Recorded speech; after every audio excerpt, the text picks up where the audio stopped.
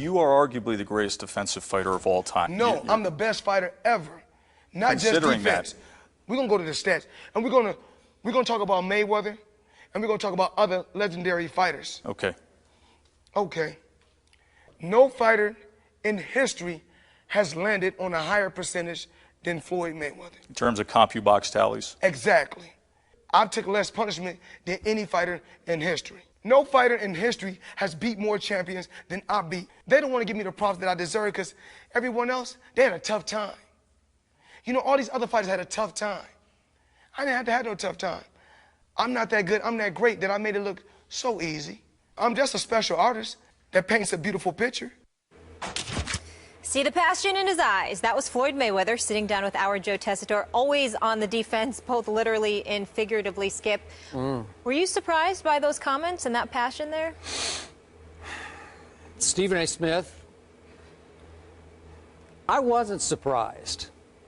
It did strike me that these comments from your man Floyd Mayweather Jr. were extremely revealing, because here he is at this age and station in life and in his career, and he still feels compelled to try to convince us just how great he really is, because, in my opinion, Floyd isn't convinced how great he really is. So here's this man. He's 38 years of age. He's fought professionally for 20 years. 48 men have tried, as you always remind me, and 48 have failed. And here, number 49 comes on Saturday night, and Floyd continues to insist this is the end. This is it for him. Yet he's still trying to say that, we didn't hear the rest of this part of the soundbite, but he's saying, well, this fighter does this well, and this fighter does that well, but I do everything great. He even went so far in remarks to you, Stephen A., recently in Las Vegas, did Floyd, to disparage the great Muhammad Ali. I should say the greatest Muhammad Ali, to discount his rope-a-doping of George Foreman, all in the vein of trying to say, look, I'm even better than Ali was. But in the end, did Muhammad Ali have to tell us why he was the greatest? No, he just knew he was the greatest, and we knew he was the greatest, so he didn't have to keep beating us over the head with that. So here's a Floyd who knows full well his greatness is flawed. I always say he's the greatest defensive fighter. I don't know how you could argue that. Joe Tessitore said that in his opening statement that we heard there on the tape. And Floyd jumped all over it and said, no, I'm the greatest fighter, not just the greatest defensive fighter.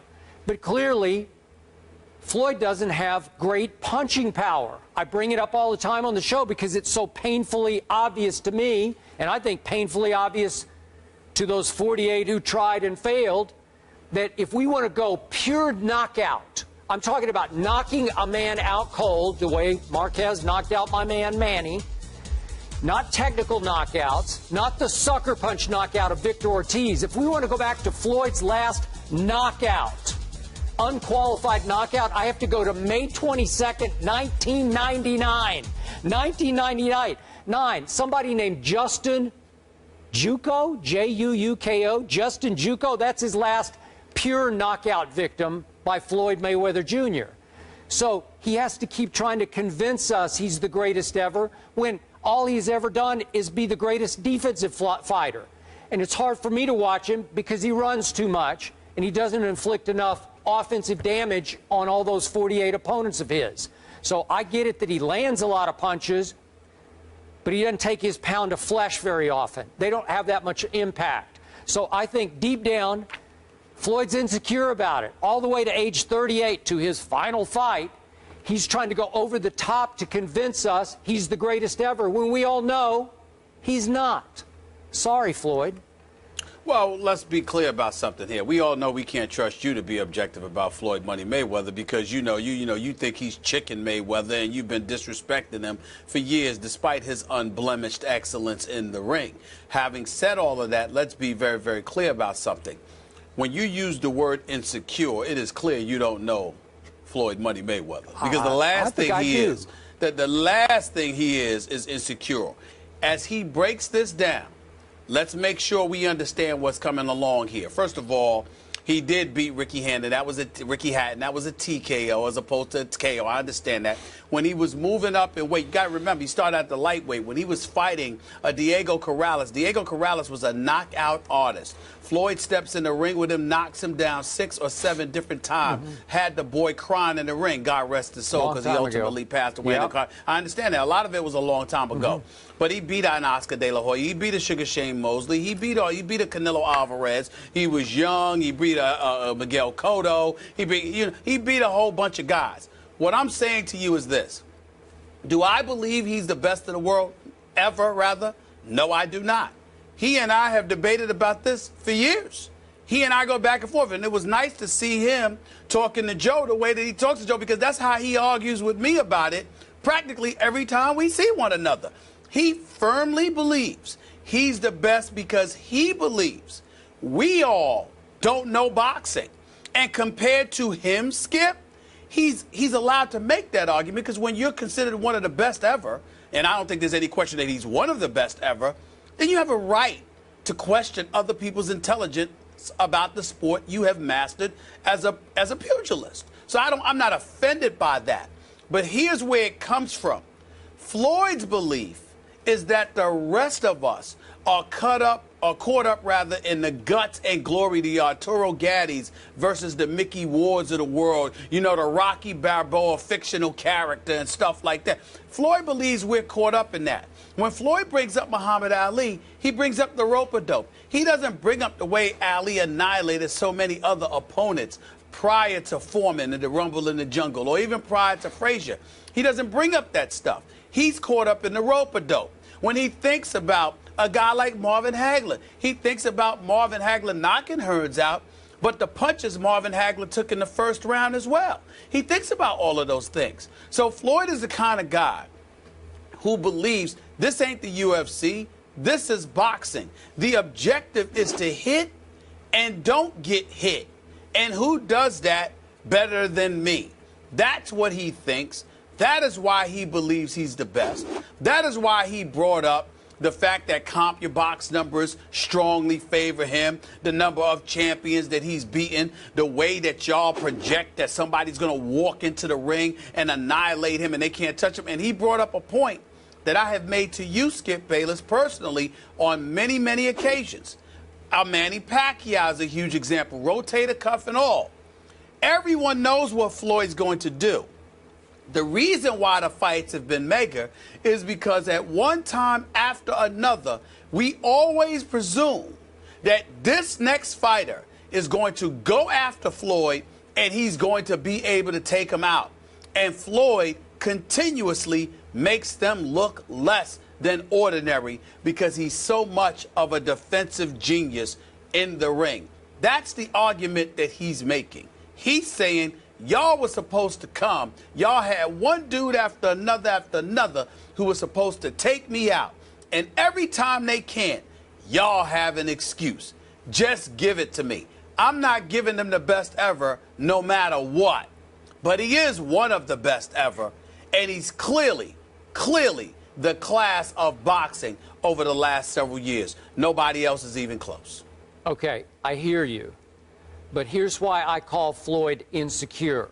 Again, when you're 38 years of age and you're 48-0 and you speak the way we just heard him speak, trying to convince us again and again and again why I am greater than you think I am, you are very insecure about the way you're being perceived by the world. And the world doesn't believe that Floyd is the greatest. Even you, a friend of his, a guy who loves Floyd, just as a fighter, you're a fan of his. Right. I get that. I respect that. But even you are saying, no, it's Ali. I mean, would you give Floyd the edge over Sugar Ray Leonard? Because I wouldn't. I'm sorry. No, but what I'm saying to you, Skip, is this. I do understand and appreciate why he feels that way. This is a guy that sat down with me and tried to convince me that he has been through more racism than Muhammad Ali. He actually said that. He believes this, Skip. And so what happens is that when you have somebody, of course I disagree with that. Of course that doesn't make any damn sense to me. But the flip side to it is that as somebody who has been fighting since he was 2 years old, that has put himself through what he has put himself through to be the greatest ever in his mind, and one of the greatest ever unquestionably, when you go through all of that, you are going to be a bit sensitive to people that try to deny you what you believe you have firmly earned. That's not insecurity. That's you believing, yo, I earned this. I'm not going to let you take this away from me. And I'm telling you, most of us could appreciate that. Most of us can. Mm-hmm. Okay. I mean, everybody, meaning anybody. Okay, final quick point, and I'm going to make a positive point about Floyd here. In a separate interview yesterday, he actually said something positive about my guy Manny Pacquiao. Who knew? He called Manny a, quote, hell of a fighter. I think maybe he did that to set up a potential Pacquiao Mayweather 2. I like it. Yeah, I do too. If Pacquiao gets on his knees and apologizes for sitting there and trying to wipe away Floyd's legitimate victory over him on May 2nd, perhaps Floyd will be kind enough to consider victory a rematch. over a one-armed fighter who needed rotator cuff surgery the next day. The next day, he's in the hospital. We don't want to hear that. We don't want to hear that. Oh, we don't want to hear that. Sweep that under the carpet. Oh, no. I'm not saying his rotator cuff wasn't injured. We just questioned when it happened. I believe it happened from all those missed punches. Yeah, that's what I believe happened. That's what I believe Manny will be healthy, and if Floyd gives him a second chance, please, Floyd, I'm on my knees begging you, please, please, please. Manny will win the second fight. A healthy Manny. I thought an unhealthy Manny beat Floyd. I would much rather see Money Mayweather against the winner of Canelo Alvarez versus Miguel Cotto. Yeah, you would. You might be the only man in the world. Well, we will see Mayweather this Saturday when he fights Andre Berto, who's 3-3 in his last 6 fights. Well, a few people will. The charity fight. Yeah. If he wins, he'll tie former heavyweight Rocky Marciano's record of 49 wins, 0 losses, 0 draws, and that was set back in 1955. Coming up, by now, you've probably seen that